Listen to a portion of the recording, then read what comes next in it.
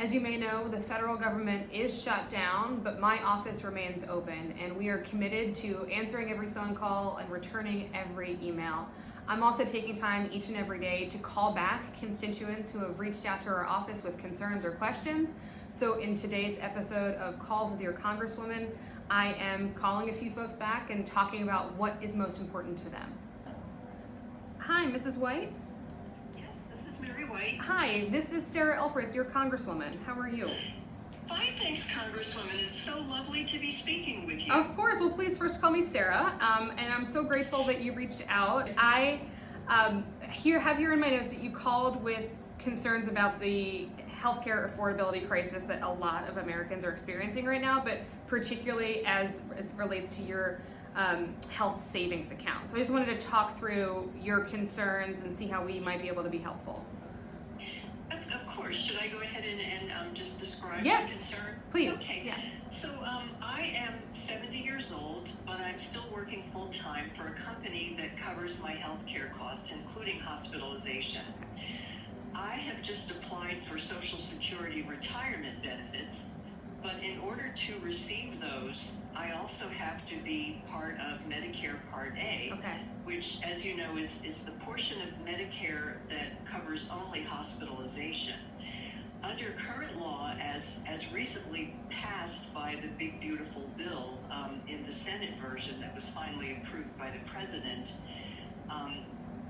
there was a provision that would have allowed a person like me, who's still working full-time, to be on Medicare Part A, but also to contribute to my healthcare savings account, which is a special type of account that allows a person to contribute pre-tax dollars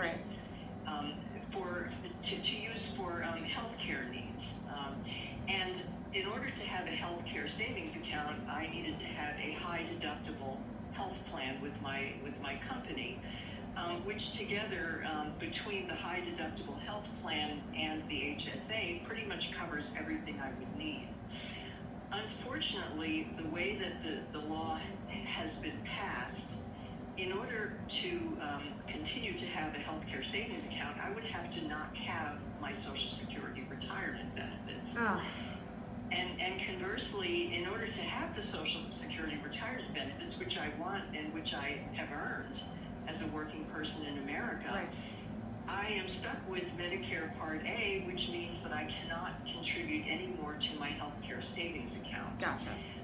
What that means then is, in order to have my non-hospitalization healthcare needs covered, I have to sign up for a more expensive health plan with my company, which doesn't make sense.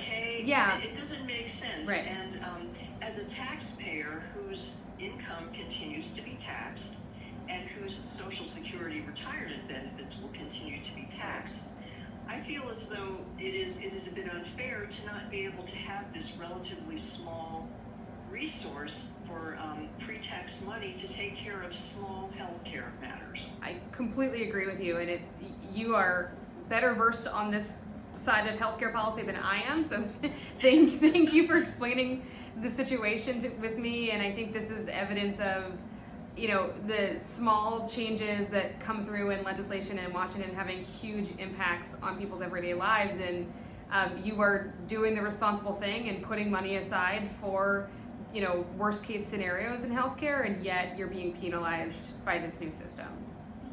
And Sarah, I am totally in alignment with the idea of not wasting government money.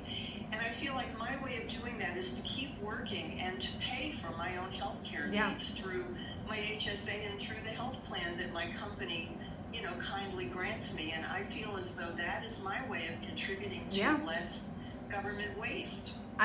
You are the ideal constituent. Thank you for thinking through not just about your health coverage, but also what's best for the system. And I feel like I apologize on behalf of the federal government just about every day now, but please know that we are fighting for you as House Democrats. That's why part of this shutdown right now is over healthcare, not this piece of healthcare, but related to Affordable Care Act tax credits that are set to expire on December 31st, which will cause other people's premiums to skyrocket if Congress doesn't act. But I really appreciate you reaching out, and if my office can be of help, Mrs. White, to help you with your paperwork with Social Security or with Medicare, please don't hesitate to reach out. We're working through the shutdown. Everybody's coming in every day to continue to support constituents.